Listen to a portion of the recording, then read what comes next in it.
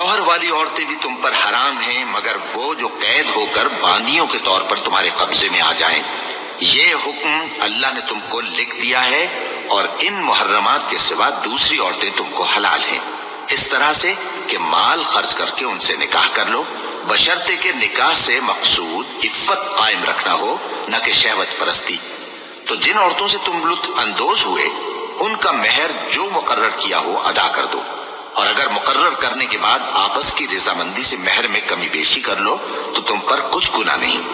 بے شک اللہ سب کچھ جاننے والا ہے، حکمت والا ہے۔ اور جو شخص تم میں سے مومن آزاد عورتوں سے نکاح کرنے کا مقدور نہ رکھے تو مومن باندیوں ہی سے جو تمہارے قبضے میں آ گئی ہوں نکاح کر لے، اور اللہ تمہارے ایمان کو اچھی طرح جانتا ہے۔ تم آپس میں ایک دوسرے کے ہم جنس ہو، پھر ان لونڈیوں کے ساتھ ان کے مالکوں سے اجازت حاصل کر کے نکاح کر لو، اور دستور کے مطابق ان کا مہر بھی ادا کر دو، بشرطے کہ وہ پاک دامن ہو، نہ ایسی کہ کھلم کھلا بدکاری کریں اور نہ در پردہ دوستی کرنا چاہیں۔ پھر اگر وہ نکاح میں آ کر بدکاری کا ارتکاب کر بیٹھیں تو جو سزا آزاد عورتوں کے لیے ہے اس کی آدھی ان کو دی جائے۔ یہ باندھی کے ساتھ نکاح کرنے کی اجازت اس شخص کو ہے جسے گناہ کر بیٹھنے کا اندیشہ ہو، اور یہ بات کہ صبر کرو تمہارے لیے بہتر ہے، اور اللہ بخشنے والا ہے، مہربان ہے۔ اللہ چاہتا ہے کہ اپنی آیتیں تم سے کھول کھول کر بیان فرمائے اور تم کو اگلے لوگوں کے طریقے بتائے اور تم پر مہربانی کرے، اور اللہ جاننے والا ہے، حکمت والا ہے۔ اور اللہ تو چاہتا ہے کہ تم پر مہربانی کرے، اور جو لوگ اپنی خواہشوں کے پیچھے چلتے ہیں وہ چاہتے ہیں کہ تم سیدھے رستے سے بھٹک کر دور جا پڑو۔ اللہ چاہتا ہے کہ تم پر سے بوجھ ہلکا کرے، اور انسان طبعاً کمزور پیدا ہوا ہے۔ مومنوں، ایک دوسرے کا مال ناحق نہ کھاؤ۔ ہاں، اگر آپس کی رضامندی سے تجارت کا لین دین ہو اور اس سے مالی فائدہ حاصل ہو جائے تو وہ جائز ہے، اور اپنے آپ کو ہلاک نہ کرو، کچھ شک نہیں کہ اللہ تم پر مہربان ہے۔ اور جو زیادتی کرتے ہوئے اور ظلم سے ایسا کرے گا تو ہم اس کو عنقریب جہنم میں داخل کریں گے، اور یہ اللہ کو آسان ہے۔ اگر تم بڑے بڑے گناہوں سے جن سے تم کو منع کیا جاتا ہے پرہیز کرو گے تو ہم تمہارے چھوٹے چھوٹے گناہ معاف کر دیں گے اور تمہیں عزت کے مکانوں میں داخل کریں گے۔ اور جس چیز میں اللہ نے تم میں سے بعض کو بعض پر فضیلت دی ہے اس کی تمنا مت کرو۔ مردوں کو ان کاموں کا ثواب ہے جو انہوں نے کیے، اور عورتوں کو ان کاموں کا ثواب ہے جو انہوں نے کیے، اور اللہ سے اس کا فضل و کرم مانگتے رہو، کچھ شک نہیں کہ اللہ ہر چیز سے واقف ہے۔ اور جو مال ماں باپ اور رشتہ دار چھوڑ مریں تو حقداروں میں تقسیم کر دو کہ ہم نے ہر ایک کے حقدار مقرر کر دیے ہیں، اور جن لوگوں سے تم عہد کر چکے ہو ان کو بھی ان کا حصہ دو، بے شک اللہ ہر چیز پر نگراں ہے۔ مرد عورتوں پر حاکم ہے، اس لیے کہ اللہ نے بعض کو بعض سے افضل بنایا ہے، اور اس لیے بھی کہ مرد اپنا مال خرچ کرتے ہیں۔ تو جو نیک بیویاں ہیں وہ فرمانبردار ہوتی ہیں، اور ان کے پیٹھ پیچھے اللہ کی حفاظت میں مال و آبرو کی خبرداری کرتی ہیں۔ اور جن عورتوں کی نسبت تمہیں معلوم ہو کہ سرکشی اور بدخوئی کرنے لگی ہیں تو پہلے ان کو زبانی سمجھاؤ، اگر نہ سمجھیں تو پھر ان کے ساتھ سونا ترک کر دو۔ اگر اس پر بھی باز نہ آئیں تو زد و کوب کرو، پھر اگر تمہارا کہنا مان لیں تو پھر ان کو ایذا دینے کا کوئی بہانہ مت ڈھونڈو، بے شک اللہ بہت اونچا ہے، بڑا ہے۔ اور اگر تم لوگوں کو معلوم ہو کہ میاں بیوی میں انبن ہے تو ایک منصف مرد کے خاندان میں سے اور ایک منصف عورت کے خاندان میں سے مقرر کرو، وہ اگر صلح کرا دینی چاہیں گے تو اللہ ان میں موافقت پیدا کر دے گا۔ کچھ شک نہیں کہ اللہ سب کچھ جانتا ہے، سب باتوں سے خبردار ہے۔ اور اللہ ہی کی عبادت کرو اور اس کے ساتھ کسی چیز کو شریک نہ بناؤ، اور ماں باپ اور قرابت والوں اور یتیموں اور ناداروں اور رشتہ دار ہمسایوں اور اجنبی ہمسایوں اور پاس بیٹھنے والوں اور مسافروں اور جو لوگ تمہارے قبضے میں ہوں سب کے ساتھ حسن سلوک کرو، بے شک اللہ تکبر کرنے والے، بڑائی مارنے والے کو دوست نہیں رکھتا۔ جو خود بھی بخل کریں اور لوگوں کو بھی بخل سکھائیں، اور جو مال اللہ نے ان کو اپنے فضل سے عطا فرمایا ہے اسے چھپا چھپا کے رکھیں، اور ہم نے کافروں کے لیے ذلت کا عذاب تیار کر رکھا ہے۔ اور جو خرچ بھی کریں تو اللہ کے لیے نہیں بلکہ لوگوں کے دکھانے کو، اور ایمان نہ اللہ پر لائیں نہ روز آخر پر، اور جس کا ساتھی شیطان ہوا تو کچھ شک نہیں کہ وہ برا ساتھی ہے۔ اور اگر یہ لوگ اللہ پر اور روز قیامت پر ایمان لاتے اور جو کچھ اللہ نے ان کو دیا تھا اس میں سے خرچ کرتے تو ان پر کیا مصیبت آ پڑتی، اور اللہ ان کو خوب جانتا ہے۔ اللہ کسی کی ذرہ بر بھی حق تلفی نہیں کرتا، اور اگر کسی نے نیکی کی ہوگی تو اس کو کئی گنا کر دے گا اور اپنے ہاں سے اجر عظیم بخشے گا۔ بھلا اس دن کیا حال ہوگا جب ہم ہر امت میں سے احوال بتانے والے کو بلائیں گے اور تم کو اے نبی صلی اللہ علیہ وآلہ وسلم ان لوگوں کا حال بتانے کو بطور گواہ طلب کریں گے۔ اس روز کافر اور پیغمبر کے نافرمان آرزو کریں گے کہ کاش ان کو دھسا کر زمین برابر کر دی جاتی، اور وہ اللہ سے کوئی بات چھپا نہیں سکیں گے۔ مومنو، جب تم نشے کی حالت میں ہو تو جب تک ان الفاظ کو جو منہ سے کہو سمجھنے نہ لگو نماز کے پاس نہ جاؤ، اور جنابت کی حالت میں بھی نماز کے پاس نہ جاؤ یہاں تک کہ غسل کر لو۔ ہاں، اگر بحالت سفر رستے چلے جا رہے ہو اور پانی نہ ملنے کے سبب غسل نہ کر سکو تو تیمم کر کے نماز پڑھ لو، اور اگر تم بیمار ہو یا سفر میں ہو یا کوئی تم میں سے بیت الخلا سے ہو کر آیا ہو یا تم نے عورتوں سے مقاربت کی ہو اور تمہیں پانی نہ ملے تو پاک مٹی لو اور منہ اور ہاتھوں کا مسح کر کے تیمم کر لو، بے شک اللہ معاف کرنے والا ہے، بخشنے والا ہے۔ بھلا تم نے ان لوگوں کو نہیں دیکھا جن کو کتاب سے حصہ دیا گیا تھا کہ وہ گمراہی کو خریدتے ہیں اور چاہتے ہیں کہ تم بھی رستے سے بھٹک جاؤ؟ اللہ تمہارے دشمنوں سے خوب واقف ہے، اور اللہ ہی کافی کارساز ہے، اور اللہ ہی کافی مددگار ہے۔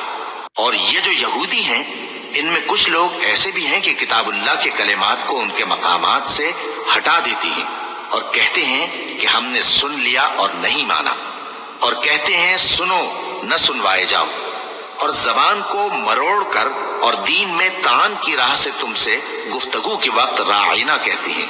اور اگر یوں کہتے کہ ہم نے سن لیا اور مان لیا اور صرف اسمعوا اور راعینا کی جگہ انظرنا کہتے تو ان کے حق میں بہتر ہوتا اور بات بھی بہت درست ہوتی، لیکن اللہ نے ان کے کفر کے سبب ان پر لعنت کر رکھی ہے تو یہ کچھ تھوڑے ہی ایمان لاتے ہیں۔ اے کتاب والو، قبل اس کے کہ ہم کچھ چہروں کو مٹا دیں اور پھر ان کی پیٹھ کی طرف پھیر دیں یا ان پر اس طرح لعنت کریں جس طرح ہفتے والوں پر لعنت کی تھی، ہماری نازل فرمائی ہوئی کتاب پر جو تمہاری کتاب کی بھی تصدیق کرتی ہے ایمان لے آؤ، اور اللہ نے جو حکم فرمایا سو سمجھ لو کہ ہو چکا۔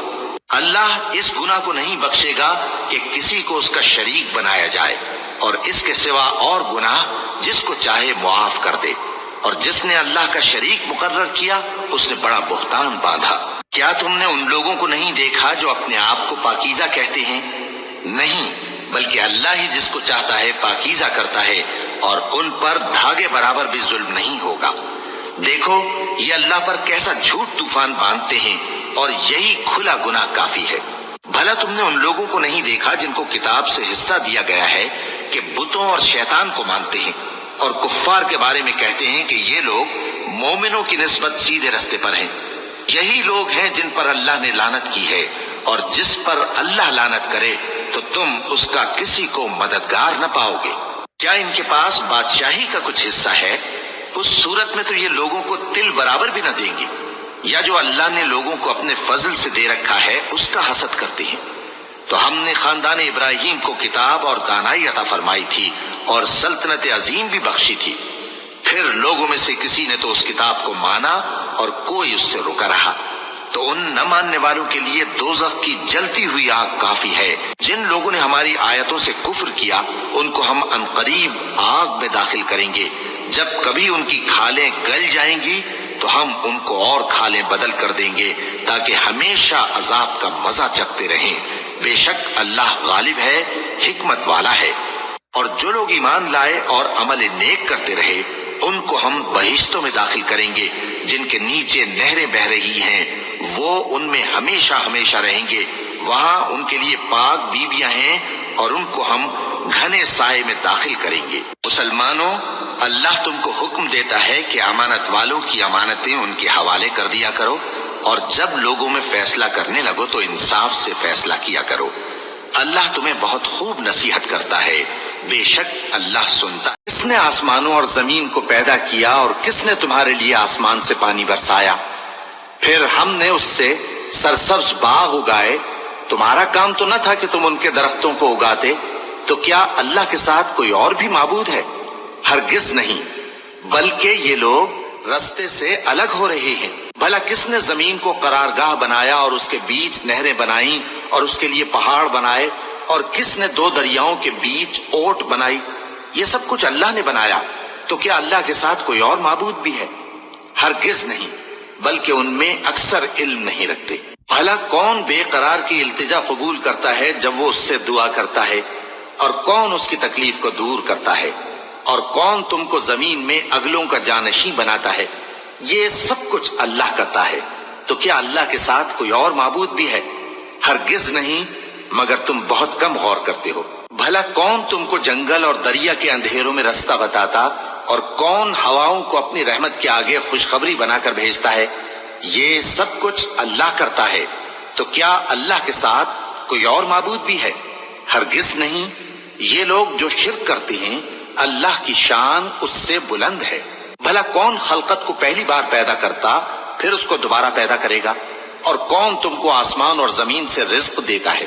یہ سب کچھ اللہ کرتا ہے۔ تو کیا اللہ کے ساتھ کوئی اور معبود بھی ہے؟ ہرگز نہیں۔ کہہ دو کہ مشرکو، اگر تم سچے ہو تو دلیل پیش کرو۔ کہہ دو کہ جو لوگ آسمانوں اور زمین میں ہیں اللہ کے سوا غیب کی باتیں نہیں جانتے، اور نہ یہ جانتے ہیں کہ کب زندہ کر کے اٹھائے جائیں گے، بلکہ آخرت کے بارے میں ان کا علم ختم ہو چکا ہے، بلکہ یہ اس کی طرف سے شک میں ہے، بلکہ یہ اس سے اندھے ہو رہے ہیں۔ اور جو لوگ کافر ہیں کہتے ہیں کہ جب ہم اور ہمارے باپ دادا مٹی ہو جائیں گے تو کیا ہم پھر قبروں سے نکالے جائیں گے؟ یہ وعدہ ہم سے اور ہمارے باپ دادا سے پہلے سے ہوتا چلا آیا ہے۔ کہاں کا اٹھنا اور کیسی قیامت؟ یہ تو صرف پہلے لوگوں کی کہانیاں ہیں۔ کہہ دو کہ ملک میں چلو پھرو، پھر دیکھو کہ گناہگاروں کا انجام کیا ہوا ہے، اور ان کے حال پر غم نہ کرنا، اور نہ ان چالوں سے جو یہ کر رہے ہیں تنگ دل ہونا۔ اور کہتے ہیں کہ اگر تم سچے ہو تو یہ وعدہ کب پورا ہوگا؟ کہہ دو کہ جس عذاب کے لیے تم جلدی کر رہے ہو شاید اس میں سے کچھ تمہارے نزدیک آ پہنچا ہو، اور تمہارا پروردگار تو لوگوں پر فضل کرنے والا ہے، لیکن ان میں سے اکثر شکر نہیں کرتے۔ اور جو باتیں ان کے سینوں میں پوشیدہ ہوتی ہیں اور جو کام وہ ظاہر کرتے ہیں، تمہارا پروردگار ان سب کو جانتا ہے۔ اور آسمانوں اور زمین میں کوئی پوشیدہ چیز نہیں ہے مگر یہ کہ وہ ایک کتاب روشن میں لکھی ہوئی ہے۔ بے شک یہ قرآن بنی اسرائیل کے سامنے اکثر باتیں جن میں وہ اختلاف کرتے ہیں بیان کر دیتا ہے، اور بے شک یہ مومنوں کے لیے ہدایت اور رحمت ہے۔ تمہارا پروردگار قیامت کے روز ان میں اپنے حکم سے فیصلہ کر دے گا، اور وہ غالب ہے، علم والا ہے۔ تو اللہ پر بھروسہ رکھو، تم تو صاف حق پر ہو۔ کچھ شک نہیں کہ تم مردوں کو بات نہیں سنا سکتے، اور نہ بہروں کو جبکہ وہ پیٹ پھیر لیں آواز سنا سکتے ہو، اور نہ اندھوں کو گمراہی سے نکال کر رستہ دکھا سکتے ہو۔ تم تو انہی کو سنا سکتے ہو جو ہماری آیتوں پر ایمان لاتے ہیں، پھر وہ فرما بردار ہو جاتے ہیں۔ اور جب ان کے بارے میں عذاب کا وعدہ پورا ہوگا تو ہم ان کے لیے زمین میں سے ایک جانور نکالیں گے جو ان سے باتیں کرے گا۔ یہ ہم اس لیے کریں گے کہ لوگ ہماری آیتوں پر ایمان نہیں لاتے تھے۔ اور جس روز ہم ہر امت میں سے ایک بڑے گروہ کو جمع کریں گے جو ہماری آیتوں کی تکذیب کرتے تھے، پھر ان کی جماعت بندی کی جائے گی، یہاں تک کہ جب سب آ جائیں گے تو اللہ فرمائے گا کہ کیا تم نے میری آیتوں کو جھٹلا دیا تھا، حالانکہ تم نے اپنے علم سے ان کا احاطہ تو کیا ہی نہ تھا؟ بھلا تم کیا کرتے رہتے تھے؟ اور ان کے ظلم کے سبب ان کے حق میں وعدہ عذاب پورا ہو کر رہے گا تو وہ بول بھی نہ سکیں گے۔ کیا انہوں نے نہیں دیکھا کہ ہم نے رات کو اس لیے بنایا ہے کہ اس میں آرام کریں، اور دن کو روشن بنایا ہے کہ اس میں کام کریں؟ بے شک اس میں مومن لوگوں کے لیے نشانیاں ہیں۔ اور جس روز سور پھونکا جائے گا تو جو لوگ آسمانوں میں اور جو زمین میں ہیں سب گھبرا اٹھیں گے، مگر وہ جسے اللہ چاہے، اور سب اس کے پاس عاجز ہو کر چلے آئیں گے۔ اور تم پہاڑوں کو دیکھتے ہو تو خیال کرتے ہو کہ مضبوط جمے ہوئے ہیں، مگر وہ اس روز اس طرح اڑتے پھریں گے جیسے بادل۔ یہ اللہ کی کاریگری ہے جس نے ہر چیز کو مضبوط بنایا۔ بے شک وہ تمہارے سب افعال سے باخبر ہے۔ جو شخص نیکی لے کر آئے گا تو اس کے لیے اس سے بہتر بدلہ تیار ہے، اور ایسے لوگ اس روز گھبراہٹ سے بے خوف ہوں گے، اور جو برائی لے کر آئے گا تو ایسے لوگ اوندھے منہ دوزخ میں ڈال دیے جائیں گے۔ تم کو تو انہی اعمال کا بدلہ ملے گا جو تم کرتے رہے ہو۔ کہہ دو مجھ کو یہی ارشاد ہوا ہے کہ اس شہر مکہ کے مالک کی عبادت کروں جس نے اس کو محترم بنایا ہے، اور ہر چیز اسی کی ہے، اور مجھے یہ بھی حکم ہوا ہے کہ میں فرما بردار رہوں، اور یہ بھی کہ قرآن پڑھا کروں۔ اب جو شخص راہ راست اختیار کرتا ہے تو اپنے ہی فائدے کے لیے اختیار کرتا ہے، اور جو گمراہ رہتا ہے تو کہہ دو کہ میں تو صرف خبردار کرنے والا ہوں۔ اور کہو کہ اللہ کا شکر ہے وہ تم کو عنقریب اپنی نشانیاں دکھائے گا تو تم ان کو پہچان لو گے، اور جو کام تم کرتے ہو تمہارا پروردگار ان سے بے خبر نہیں ہے۔ شروع اللہ کا نام لے کر جو بڑا مہربان نہایت رحم والا ہے۔ طاسیم میم، یہ کتاب روشن کی آیتیں ہیں۔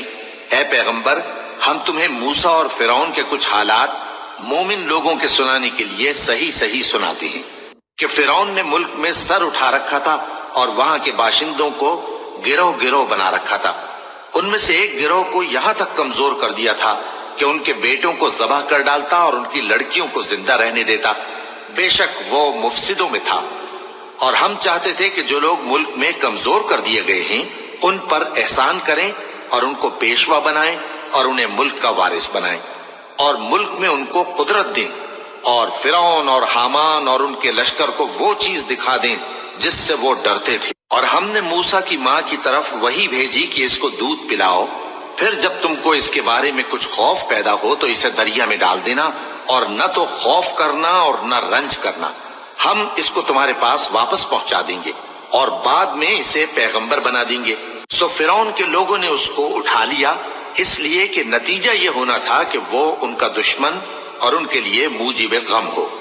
بے شک فرعون اور حامان اور ان کے لشکر غلطی پر تھے، اور فرعون کی بیوی نے کہا کہ یہ میری اور تمہاری دونوں کی آنکھوں کی ٹھنڈک ہے، اس کو قتل نہ کرنا، شاید یہ ہمیں فائدہ پہنچائے یا ہم اسے بیٹا بنا لیں۔